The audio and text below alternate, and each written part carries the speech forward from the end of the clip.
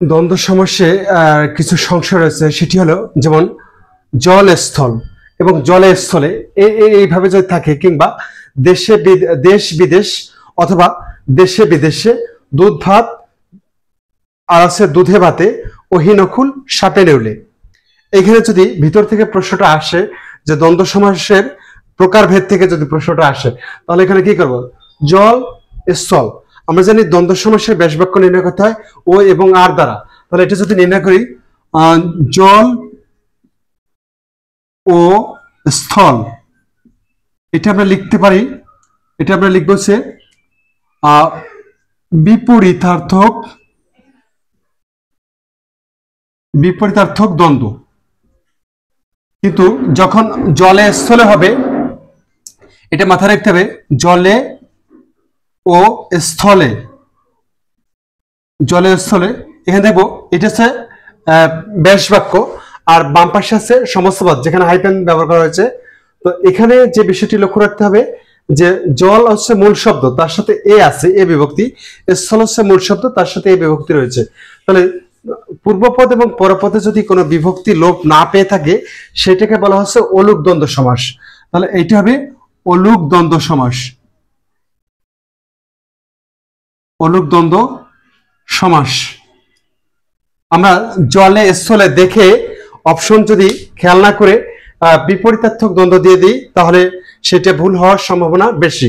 আসলে নৈর্ব্যক্তিক যে প্রশ্নগুলো হয়, সেখানে কোনটা সবচেয়ে বেশি গুরুত্বপূর্ণ বা কাছাকাছি উত্তর, সেটাকে খুঁজতে হয়।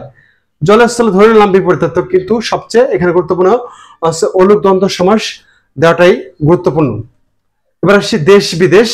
দেশ বিদেশ যদি ভাঙানো হয়, তাহলে দেশ ও বিদেশ, এবার লিখবো দেশ ও বিদেশ, দেশ ও বিদেশ। তাহলে এটা আমি বিপরীতার্থক দিয়ে দিলাম, বিপরীতার্থক, বিপরীতার্থক দ্বন্দ্ব সমাস।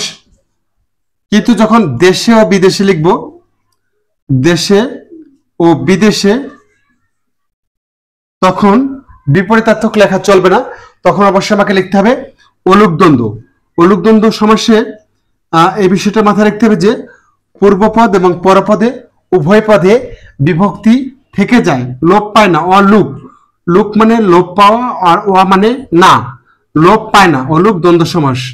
এটা হচ্ছে অলুক দ্বন্দ্ব। এবার আসি দুধ ভাত।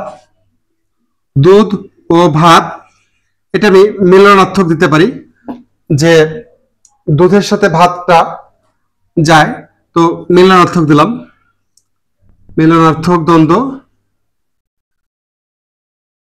কিন্তু যখন দুধে ভাতে আসবে পরীক্ষায়, তখন আমাকে এইভাবে লিখতে হবে দুধে ও ভাতে, দুধে ও ভাতে, মানে মূল শব্দটা ছিল দুধ এবং ভাত, তার সাথে সপ্তমী বিভক্তি এ রয়েছে, দুই পাশে উভয় পদে রয়েছে।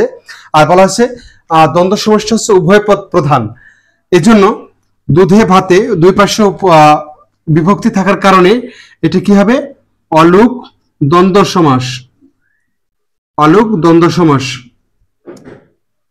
এবার আসি অহি নকুল। এটা হচ্ছে আমরা জানি বিরোধাত্মক দ্বন্দ্ব।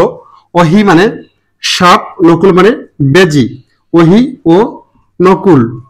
তাহলে এটা আমরা লিখব বিরোধার্থক, বিরোধার্থক দ্বন্দ্ব সমাস। কিন্তু যদি আসে সাপে নেউলে, সাপ হচ্ছে মূল শব্দ, নেউলে হচ্ছে মূল শব্দ। তো মূল শব্দের সাথে এই সাপ হচ্ছে পূর্ব পদে আছে, নেউল হচ্ছে পরপদে আছে বা উত্তর পদে। তো উভয় পদে এ বিভক্তি রয়ে গেছে সমস্ত পদে, এটা থাকার কারণে আমরা এটাকে অবশ্যই লিখবো হচ্ছে অলুক দ্বন্দ্ব সমাস। যদি ভাঙাই তাহলে কেমন? ব্যাস বাক্য সাপে ও নেউলে, সাপে নেউলে, এটা লিখবো হচ্ছে অলুক দ্বন্দ্ব সমাস। তো জলস্থল, জলস্থলে, দেশ বিদেশ, দেশে বিদেশে, দুধ ভাত, দুধে ভাতে, সাপ, অহিনকুল, আর আছে সাপে নেউলে। এই যে কিছু শব্দ আছে, কমন শব্দ, এগুলো থেকে প্রায় প্রশ্ন এসে থাকে, কিন্তু না বোঝার কারণে, উল্টাপাল্টা অ্যান্সার করার কারণে নাম্বার কম পেয়ে থাকি। তো সবাইকে ধন্যবাদ জানিয়ে ক্লাসটি শেষ করছি। অবশ্যই ক্লাসটি মনোযোগ সহকারে আরেকবার দেখার জন্য অনুরোধ জানাবো। ধন্যবাদ।